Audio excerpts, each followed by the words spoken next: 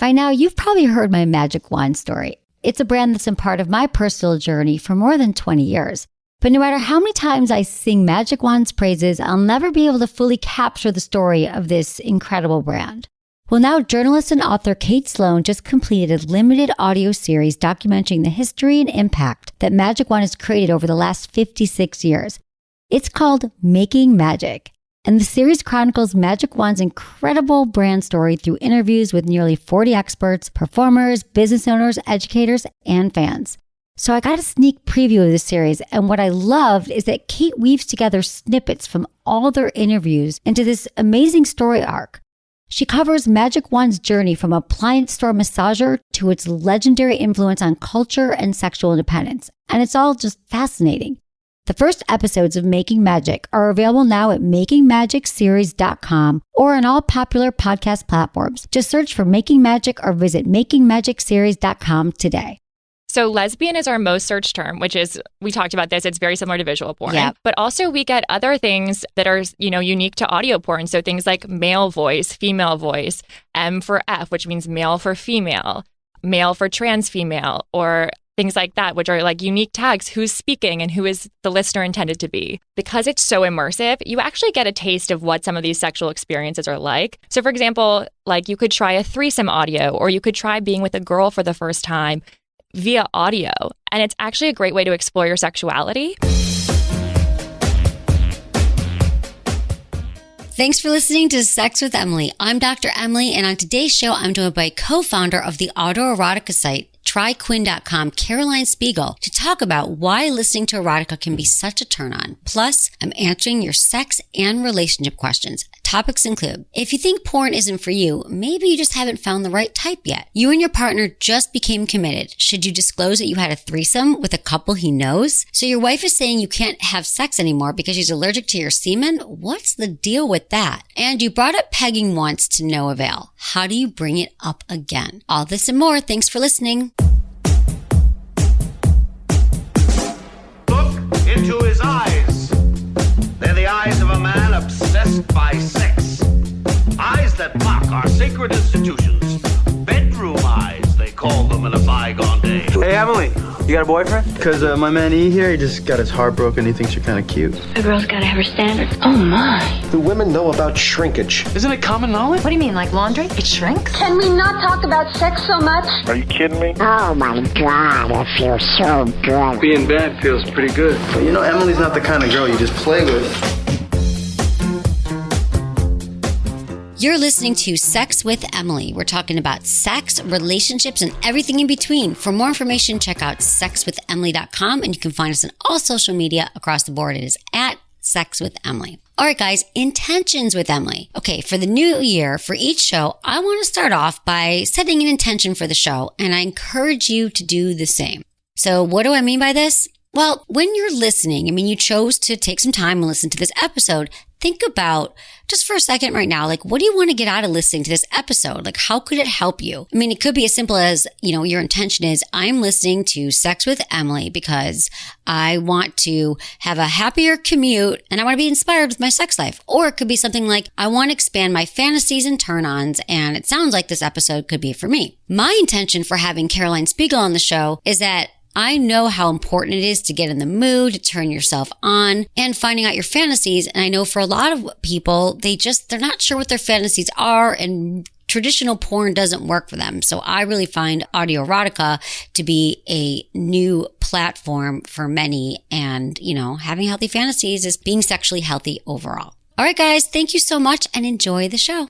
I have Caroline Spiegel here, and she is the creator of Quinn, which is an awesome new audio erotica app. Featured in the New York Times, a headline. Everyone sent it to me. I'm like, well, I have the breaking story because she's coming in tomorrow.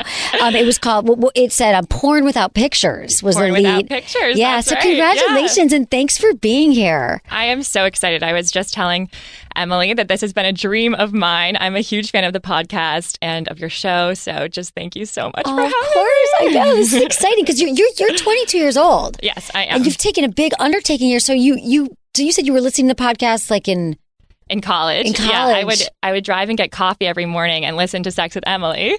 It was like kind of my ritual. And all my friends, we would talk about it all the time and kind of laugh at funny callers, not to... Right. Laugh with you, not at you. Yeah, exactly.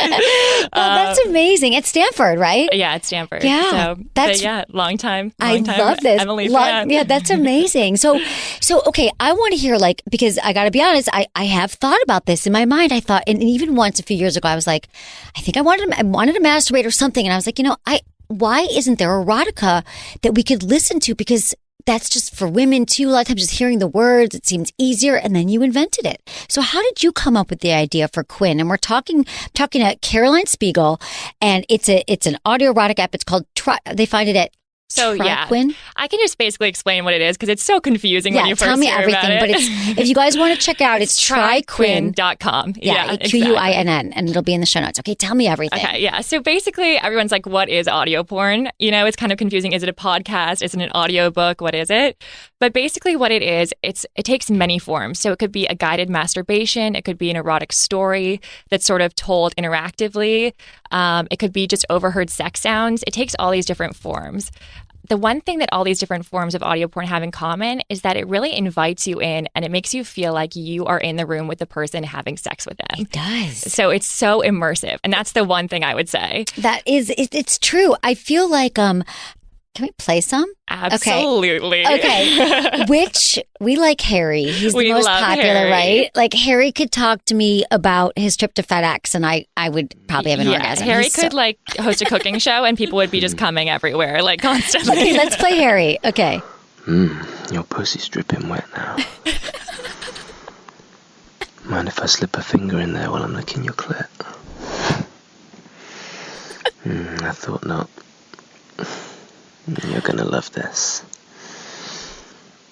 All right, Harry. Okay, let's go. So it's interesting enough because that was in the New York Times piece about how Harry, it's the British voice, right? Accent is one of our most popular tags. Absolutely. Accent is right up there. British accent, Australian accent, French accent, all over the board. Yeah. So what are you finding that people are searching for? So lesbian is our most searched term, which is, we talked about this, it's very similar to visual porn. Yep. But also we get other things that are, unique to audio porn. So things like male voice, female voice, M for F, which means male for female. You might get, male for trans female or things like that, which are like unique tags. Who's speaking and who is the listener intended to be. We also have written content, and that's sort of meant to be, a little pregame for the main show, which is the audio porn. But couples love using the written material together. Yes. You can read it before bedtime, before sexy time. I love that. I had a boyfriend once, and we would read erotica like in the bathtub, and it was so sexy. That's and I was like amazing. I know, right? I was like probably 24, and I was like, it was his idea to sit in the bathtub. I'll never forget that. It was so seductive, and it was like such a turn on, and it wasn't like he just came home and was trying to have sex. It was like he was really like working with the arousal, and we were both turned on. So I just love this idea because it's something that has just really been missing. Like there's more of a storyline or a plot, perhaps, with erotica if you're into that, right? Yeah. Do you find that? Totally. And I think what's hard is, we're called audio porn. So people kind of put us as like this little niche for audio lovers or for people who, don't like visual porn. But what I'm trying to get across is that this is totally for everybody. And that's something I love about your podcast is I feel like I recommend your podcast to everybody. And this is also this case with audio porn. It's not just for, people who hate visual porn. It's for people who want more out of their porn experience, period. We had a caller, and I might have told you this because we first met in New York. I was like, I'm so in on this. Caroline and I had lunch, and I was like, we had a caller who was like, he wrote for his wife, I think, or his girlfriend, he wrote down exactly what he wanted, like his fantasy, and because they were having problems communicating, and he wrote it out. And then he came home one time, and she lived, it was like, he's like, you're sitting by the piano, you're wearing that black negligee. And it was like, then they would write back and forth to each other. And I was like, that is so sexy. And I think that talking dirty and hearing the words is just a really part of sex that, in erotica, of everything, the sensual experience that we're missing. So I think you're really hitting a sweet spot here. Yeah, and it communicates, like intimacy, passion, mystery, buildup, all those things that sometimes are missing in visual porn. You're like, I want those parts of sex that really get me going. Exactly. All those other elements. Are there certain like plot lines though, or stories that have been popular? Totally. Friends to lovers is a big one. So, you have the best friends, they're eating Chinese food on the couch, and then one thing leads to another. Yeah, exactly. Right. Or you might have coworkers is really popular. Another classic kind of audio porn thing is leaving your boyfriend a message at work, or like calling someone at work because it's super naughty. Right, don't call taboo. the work phone. Yeah, that sort of thing. Yeah, and then we also have just a lot of audios about couples trying new things. And I think that's awesome because you can listen to that and you can immediately use it in your own sex life. Like, give me an example, because I think that's so great. And I'm talking to Caroline Spiegel you can find it at tryquinn.com, Quinn, audio erotica. So give me an example. One example is this audio we have where a couple is having sex, two people are having sex, and the guy, I think he maybe calls the girl baby girl or little girl, or maybe she calls him daddy, and all of a sudden things get really hot and heavy, and they're like, oh my God, we've just realized that we have this kind of interest in daddy play, sort of. And they're talking it through in real, so it's kind of like reality audio erotica. Like in the moment they discover that they're both into it. Right, exactly. And then there's a series that goes on where they get more and more into the kind of daddy kink, if you will. Oh, wow. So it's really cool to watch that evolve and watch it get hotter and hotter. What's that one called? Now I want to go listen to it. Now I'm doing what I'm doing at 7:01 tonight. I'm pretty sure it's Hank Miller, one of our creators, but I have to check on that. We can find it and we can like tweet it out later. I think that's amazing. Okay, so we have Dylan from Pennsylvania, 32, wants to talk about Quinn. Hey, Dylan. Hey, Dylan. What's up? Hey, how are you? We're good. Hi. Okay, so I'm completely blind. Okay. This is absolutely incredible, and I cannot wait to share this with all of my crazy blind people. Dylan, this is amazing. Okay. So looking forward to it. So it's I don't know, it's not as fun. This is a new thing to me, like a bunch of stuff went on with my body. So okay. I saw for the first 25 years of my life, so porn's a lot different when you can't see it and things are just happening. It ruins the, I don't know, to some degree, there's a little bit of realism about it when you can see it. Right. And, no, and I get you can it. only hear it, it just becomes very cartoon. Yeah, no, I understand that, Dylan. Well, so I'm going to share this with my crazy blind people. Okay. And I'm so just in love with the show, and you're doing amazing things. Thank you, Dylan. Thank you for calling. I love this. That feels good. That feels amazing. I can't even imagine all the people it's going to help. And I think also for people, because I got to be honest, when I was looking for audio erotica before it existed, before Quinn, I was like, sometimes I just don't want to see porn, but I want to get turned on. I want to masturbate. And it's it's like everyone's listening to things now anyway. Podcasts are huge. People are listening to radio. Just plug in some erotica. You can just close your eyes, let your imagination take over. It's like a mix between visual porn and just straight your imagination. Because I don't know if you've had this experience when you're using just your imagination. It's too hard. Like you just can't. It's so much work. It's I'm using it all day. I'm thinking. I just don't want to think, but I also can't. It's really hard for me to find porn often that I really like. We have Anne, and she's 47 in California. Tell me, Anne, what's going on? You have a sexy voice, you said. Hi, ladies. Hi. Hi, Ooh, ladies. Anne. Hi, Anne. Hi, how are you guys today? Good, thanks. Good. I get in trouble because of my voice. Okay. I get told it sounds so dirty, and then people don't take me seriously. Wow. How do I get them to take me seriously when I sound like a porn star and I'm not one? Well, Anne, okay, and you're 47 years old, so you've been dealing with this for a lifetime, right? I have. Okay. And I am a very sexual woman, so, I mean, I do talk dirty on the phone. I'm not afraid to use it, but when can it stop? Well, Anne, I got a question for you, because at 47, I feel like who's not taking you seriously still? Well, my coworkers, because when I have to talk to people, I work with a lot of men, so they end up talking to my tits instead of talking to my face.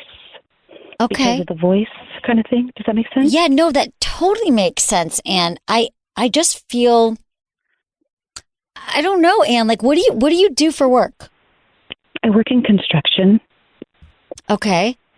Yeah. And I've considered doing like the phone voice thing before, because I've been told that it's a little naughty, but I just don't know how to even go about getting into it. I would say turn this weakness into a strength and try Quinn. Yeah, thanks, Anne. Thanks. Yeah. I think maybe that might work. I'm seriously, Anne, you sound amazing. I'm getting turned on. Sorry, no, but Anne, I get it. It's a problem, but I feel like at our age, not to make light of this, Anne. Not to make light of it, Anne, but everyone's driving off the road right now. But anyway, Anne, I get it, but I feel like at your age, you have a job. People are not taking you seriously. I just feel like then if you still have your job, you're doing well. Those aren't the people that you want to deal with. I just feel like with confidence and being a woman in this world, we got to deal with that a lot and just keep doing you. I mean, that's all I can say, or find new people to work with, because that. So should I embrace the voice? Yes. Yes. Yeah. And we're going to thank you for calling, Anne. I appreciate it. Let's talk. Okay. So how can people, if they want to be part of the app? Totally. So it's super simple. Or I keep calling it app, the website. It's a website right now. Right. Yeah. We have plans for an app. Right. But yeah, for right now, it's a website. So what you can do is you can go to tryquinn.com. You can make a profile and you can make a little avatar, your username, your bio, and you can upload content directly to the site. So you can upload your first sturdy audio with a little description, tag it, make sure to tag it appropriately so no one gets surprised by anything, and wait for the likes to pour in. That's really, so people can anyone could submit it, but it has to go through a process, right? For people to. Right. So we have content guidelines and community guidelines that, so if your content doesn't meet those guidelines, it will be taken down. Okay. Got it. Is there anything, so you started this, how long ago? Because you just launched again or relaunched. Yeah. But what have you learned? Like, what has surprised you in working in this industry? Wow. So many things. I think, for one thing, I think I would have to say that I had no idea how much goes into making an erotic audio. So I am just blown away when I talk to some of these creators about what they do. They are artists, like complete actors and artists that really know this craft and know their audiences. And it is no joke. I mean, just like you can imagine like a porn set with all the cameras and the lights and everything, making an erotic audio is really hard. And they've been doing it for years in kind of these other communities. So it's really interesting. So you can't just like talk into your phone, really? Or can you use your phone? You have to get an audio studio to do it? Or no, you can totally do it on your phone. Okay. And amateurs can totally do it, like I was just describing, uploading it. But also there are these people that you'll find on Quinn who have been doing it for years who are super, super good. Right. And I just thought I'd mention that it was super surprising to find out that there are some people who take it like crazy seriously and do it like an art. Right. Oh, no, I see what you're saying. No, I got caught up in the story, but you're right. I can see that. Like, it probably does exist. So all their noises, their sounds and everything, it's just super, it's their craft. And they're probably so grateful to have a place to go. Absolutely. People are listening and have an audience. You know what I also like about it? I feel like I get so many calls from people who are like, how do I talk dirty? How do I sext? How do I have phone sex? All those things. Because I think it's a new language you've developed. And I feel like in listening to Quinn, tryquinn.com, you would learn that as well. Oh my God, we get that all the time. And personally, I felt that in my life, that my dirty talk has improved like a million times over. Like, it's crazy because when you're listening to these audios, it just naturally goes into your brain. Like, oh, okay, when I want to say a little bit rougher, what are other ways to say that? And what are other ways to say a little bit harder, like this or like that? And it's just a million different new vocabulary words that sound actually pretty hot and pretty easy to use. Yeah. Now, so tell me, how has it helped your life, your sex life? So I was actually talking to my boyfriend Daniel before I went on this show about what I was going to say if this question came up, but we actually love using Quinn together. It's amazing for couples, and we tell all of our friends to use it too. Like, it's so fun to read a story together or to listen to an audio together. And like I just mentioned, it helps dirty talk so much. Okay, so you guys just be like, let's listen to this tonight, and you're like, it'll turn you on. I love, and you can search by like different fantasies and stuff like that. Yeah, you can filter by different fantasies, by a girl's voice, boy's voice, whatever you want. And you feel, and it's in the audience is all ages, men, women. Men and women. Our audience is actually 50% men, 50% women. See, which is mine. Yeah, because sex is for everybody. Yeah. People always assume my audience. At first, they think, "Oh, is it all women?" And then sometimes I'm like, "No, it's always been that way for the 15 years." Because I feel like we all have sex. We all think about sex. It would make sense, right? Totally. But it's funny. Yeah, it's 50-50. Always has been. That's really interesting. So couples are using it together. So what do you think, though? Like, how could people use this to improve their sex life? Do you think? Because I'm always like, tell people the yes, no, maybe list if they want to find what they like. Yes. But you could figure out like turn-ons or fetishes or kinks that maybe you didn't know you had. Okay, so another thing I always say is because it's so immersive, you actually get a taste of what some of these sexual experiences are like. So for example, like you could try a threesome audio, or you could try being with a girl for the first time via audio. And it's actually a great way to explore your sexuality. Yeah. Or for example, I listened to male on male sex for the first time on Quinn, and it was really interesting and erotic for me in a way I'd never expected. Yeah. And so you can just really experience all this different variety in a way that's so immersive and sort of like a great kind of intro into different sexual experiences. Yeah, it's true. It's such a good point. And it's something about audio that I've always preferred audio. I don't watch a lot of TV either. So I'm just like, I'm trying to watch TV. That's one of my goals. But really, I know I'm the only one who like literally. You should see my like calendar. I go home. I was just like, watch this, watch that. But I something about audio. I don't know. It's so soothing to me. So I love the idea of being able to kind of just flip through different things and just see what turns you on and what you're interested in, and that it's like a whole new menu.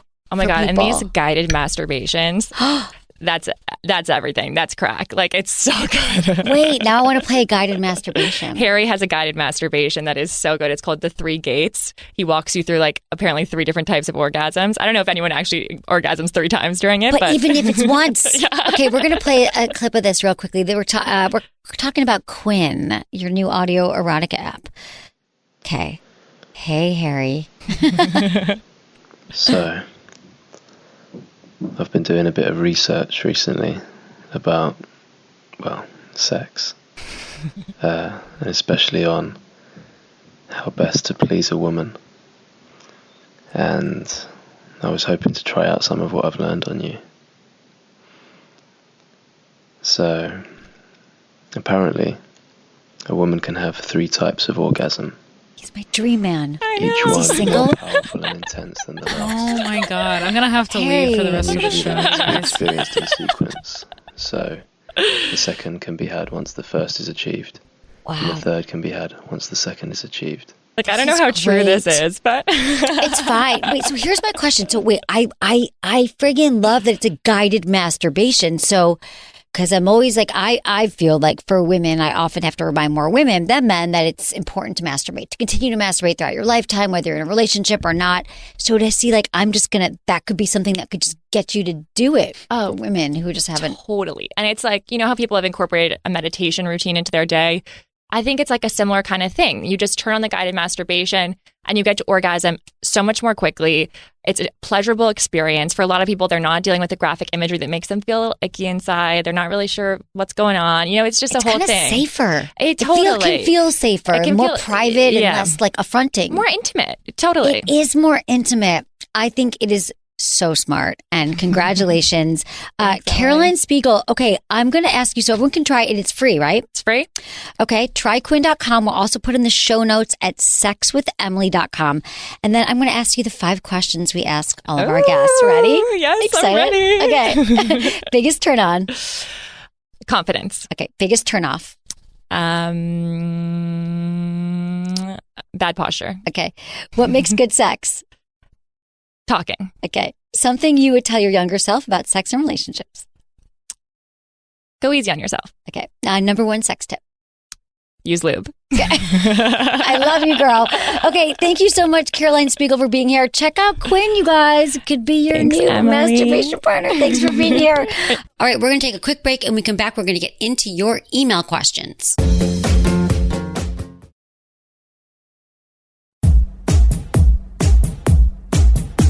All right, guys, I love answering your questions. It's why I exist on the planet. So if you want a question answered on the show, go to sexwithemily.com, click the Ask Emily tab, fill out the short form, or you can easily just email feedback@sexwithemily.com. But please include your name, your age, where you live, and how you listen to the show. Thanks, guys. All right, producer Jamie, you want to read the email? Oh, but of course. Of course. All right, this first one comes to us from Ray, who is 40 in the United States. Dear Dr. Emily, my wife has never liked sex. ever. We've been together 14 years and we often go months or even years without having sex. A few weeks ago, she decided to have sex as a holiday gift for me. Well, she ended up getting a yeast infection and blamed me. But I'm good. Doctor said I don't have a penile yeast infection. So anyway, now she's like, we'll never have sex again because I'm allergic to your semen. Is this possible? It had been several months since the last time we had sex and she got an infection then too. So this time I made sure to shower right before as I didn't want to risk it again. Thoughts or suggestions? Okay, Ray, thanks for your question. All right, yes, it is possible that somebody can be allergic to semen, but it's rare and it sounds like it's an excuse not to have sex. So first off, I want to make sure that she's gotten checked out because some women do have chronic yeast infections, and that is something to talk to the doctor about. Typically, it's because of hygiene reasons. It could be that maybe her pants are too tight or she's not changing after working out or something in the environment has changed, soaps that she's using to clean her clothes, but she should definitely get checked out. But the thing that I'm most concerned with is that, it sounds like she just has never really liked sex. And I'm wondering if she ever in her life has enjoyed sex. Has she had any trauma? Is she having pain? Have you ever asked her and said, you know what? I just want to know, what is it about sex, that you don't, why don't you want to have sex? I mean, just see, and I wouldn't say it that way either. I would just have a talk about how important your intimacy is in the relationship and that you guys need to work together on finding ways to still connect intimately. Now, I think in talking to her about this, it's not just like a one-time conversation, but maybe she, more will be revealed. Like, did she have a trauma? Did something happen? Is she holding on to resentments? So we just need to find out, more information. But when you do talk to her, you have to make sure that it's a place of curiosity, a place of wanting to work with her on this together. It's not just up to you to make your sex life, connective again. So you don't want to judge her or blame her or shame her, even though you're probably feeling, not great right now about it. So it's in a neutral environment. And, I feel bad because when people use sex as like a weapon or using it as like a, just on your birthday or just, for the holidays, that does not feel great because sex is something that, couples require sex. So I don't think it's cool for her to just opt out. She can't just say, nope, no more sex. I'm never having sex with you again is not something that you can do to honor your, in a relationship. It's just not cool. And people get so turned around on it when they're like, I'm feeling bad about sex, so I'm going to put it on my partner and make them feel bad. Like, right. I know they don't initially, that's not what they want to do, but why do you think people do that? Like, they can't handle it themselves, so they pass it off? Yeah, I think that she herself might not even have the answer to the question why. So it could be that maybe she, I think it's more like, I'm going to make this your problem so I don't really have to look at myself. I think that we do that a lot in our life. We just kind of project, we blame, we shame, so we don't have to look at ourselves. So I feel like there's some more work here for her to do and for him to do. So I think after 14 years, it sounds like a good time too. Therapy would be really helpful if you're not able to move this conversation along on your own, Ray. So thanks for the email. Keep us posted. Okay, this next one comes to us from Haley, who's 22 in Canada. Hi, Dr. Emily. Thanks for doing the show. I've learned so much. I'm in a very happy relationship. I found your podcast when I was looking up sex tips online, and I listen on Spotify. I have a question about whether or not to tell my boyfriend about having a threesome in the past. I had a threesome in summer 2019 with a good friend of mine and his wife before my boyfriend and I started dating. My boyfriend's best friends know that I had this experience, so I'm wondering if I should tell my boyfriend preemptively so that he hears it from me before one of his friends bring it up. I normally don't like to share my specific past experiences with boyfriends because they usually don't react very well to hearing about it. My boyfriend knows the couple I had sex with as well, so that might create some awkwardness. What do you think? Ooh, this is a good question, Haley, because it's really tricky. I have to say, I agree with you. Like, I'm not going to just be laying out all my past sexual experiences for partners. And when I do it, it's because we're having a conversation about, what we like in bed and what we're really into. So I would say that when, if you do decide to bring it up, I would bring it up in conjunction with a conversation that goes something like, hey, let's talk about, our sex life and what we're into or what are your fantasies, and if it does come up, you could bring up the fact that you've had, a threesome and let them know it's with the couple. People do like to kind of share gossip as friends, so that it might slip out one time. People have a few drinks and they reveal stuff. But the truth is, you know your boyfriend better than anybody. And I've had partners who get turned on by my past and are like, tell me more. Like, tell me about it when we're having sex. And then I've had guys who are like, oh, so you had you did this or you did that. And then they like to kind of use it in a way that isn't healthy. I feel if it's weighing on you and you're with a partner that you want to grow with and learn with sexually, that, I would like to be with a partner that could accept my past wholeheartedly. I don't want to be with anyone who I feel is going to judge me, but also you're young, you're 22. He might be in a place where he does feel threatened if they're around. So really, I just think you have to kind of give it a little bit more time, have some more questions about your own sexual fantasies and how you guys could, kind of really continue to connect sexually, and then see if it feels safe and you want to bring it up. I feel for her in this situation, It's though. tricky. Because it could. She's like, I don't want him to hear it from someone else. I don't know why they would bring it up out of the blue, but it is kind of like a really juicy gossip. It is. So I feel like it would get back to him. Yeah. It's like if 3 or 4 people know already in the group of friends. He might already know, but maybe he's just cool and hasn't brought it up himself. Exactly. So I think it would be a good test for the relationship too, because again, I'm all for being honest and I feel like find out who this guy is, who your partner is. Can he support you? Can he trust you? And hopefully, he'll think it's just hot. Hopefully. And he'll think it's interesting. So maybe you can get a swinging situation going on. Exactly. I mean, honestly, if you did it in the past, maybe you want to do it again in the future. So this would be a good way to test it. So, but be willing to take the consequences. And again, if someone's not down with who we are and decisions we make, sometimes they might not just be the partner for us. Mm-hmm. They might not be mature enough to handle the information. So you're going to have to find that out.